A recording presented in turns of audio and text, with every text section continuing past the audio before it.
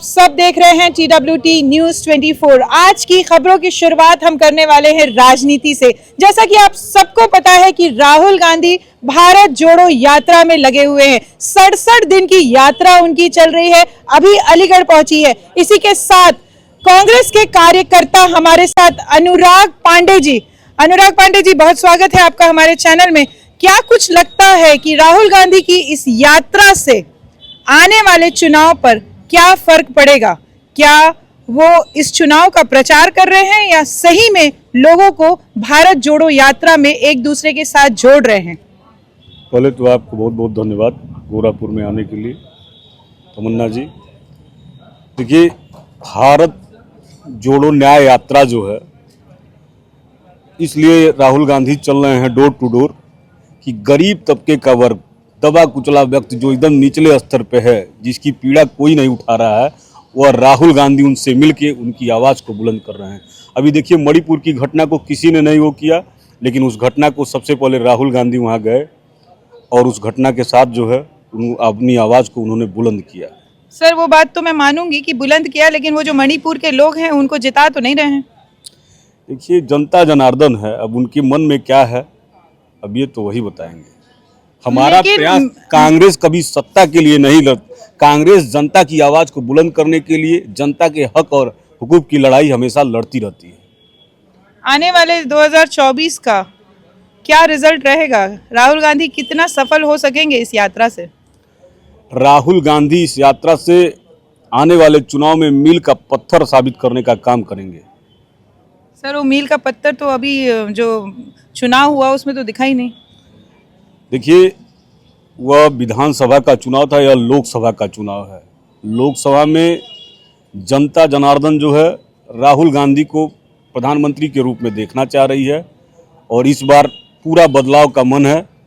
कांग्रेस की सरकार बनेगी। बिल्कुल सर, बने कांग्रेस की सरकार, लेकिन कहाँ आप लोगों की रणनीति कहाँ है? कुछ प्लानिंग किया हुआ है? देखिए, हम लोगों की प्लानिंग है, हम प्लानिंग जो है अब उसको अब आपसे नहीं, हम पब्लिकली नहीं कर सकते हैं, लेकिन देखिए, हमारा काम है युवाओं को सब, आज जब तक कांग्रेस की गवर्नमेंट है, सबसे अधिक रोजगार कांग्रेस की गवर्नमेंट में मिला।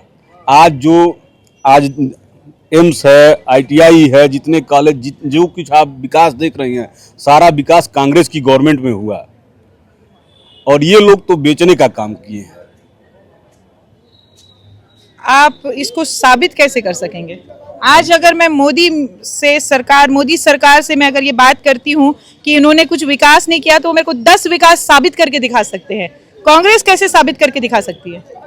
अभी जल्दी में कुछ दिन पहले आप देख रही थी, कोरोना काल शुरू था, उस टाइम जो है कहीं वैक्सीन की व्यवस्था नहीं हो पा रही थी, तो वो जो वैक्सीन यहाँ बना, कारगर वैक्सीन, वह पंडित जवाहरलाल नेहरू उस संस्था का वो किए थे। यह किसका देन था? कांग्रेस की देन थी। आज जितने आप देख रहे हैं, जितने आप हर ब्लॉकों में देख लीजिए, जो है हर ब्लॉक में स्वास्थ्य केंद्र बना हुआ है, वहाँ सारे ब्लॉकों में ब्लॉक की सारी व्यवस्थाएं उपलब्ध है। अभी आप देख लीजिए रोजगार, अभी इनके समय में रोजगार की क्या स्थिति है? जितने भी ये पेपर करवा रहे हैं, सारे पेपर लीक हो जा रहे हैं। रोजगार देना तो दूर, ये पेपर ही नहीं करवा पा रहे हैं, रोजगार कहाँ से देंगे? बेरोजगारी चरम सीमा पे है।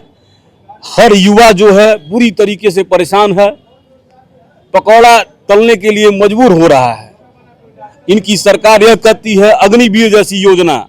आप बताइए, अग्निवीर जैसी योजना, ये बताइए युवाओं के साथ कितना बड़ा छलावा है।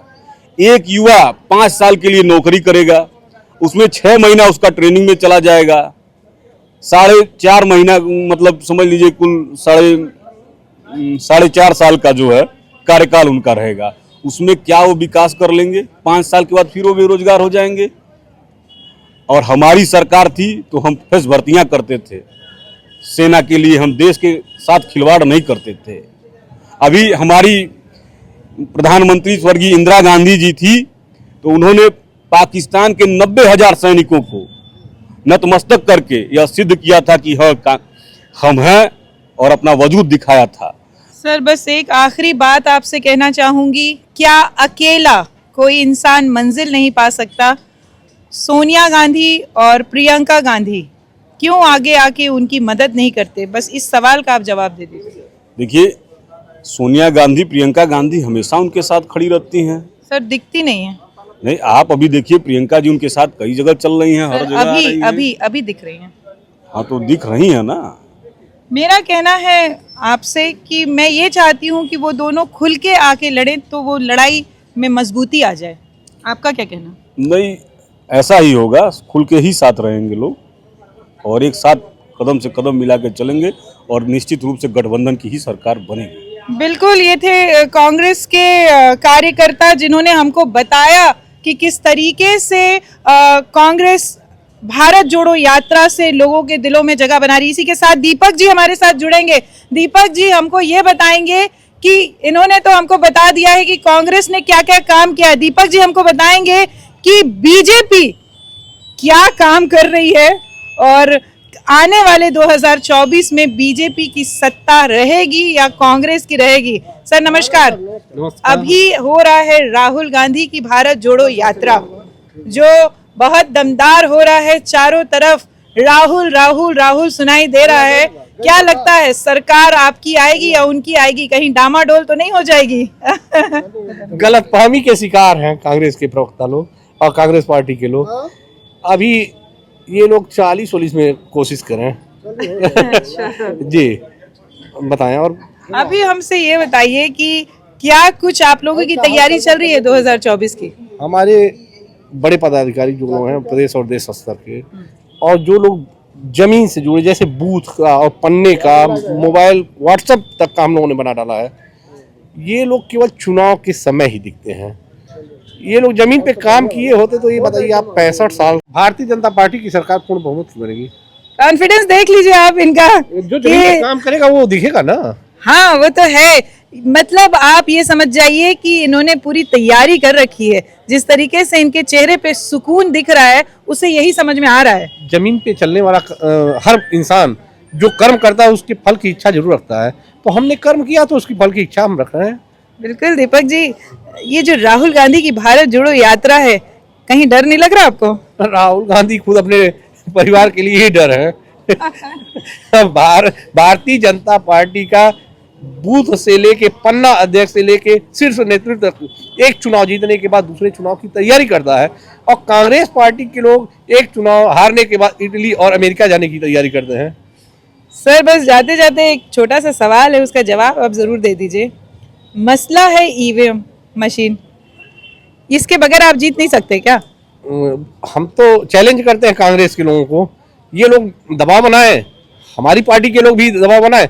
अगर बन जाता है मामला तो ईवीएम के बजाय बैलेट पेपर से भी चुनाव हुए हैं, इसके पहले भी चुनाव हुए हैं, तो ईवीएम की ओनर ने क्या काम कौन किया? कांग्रेस की पार्टी ने किया।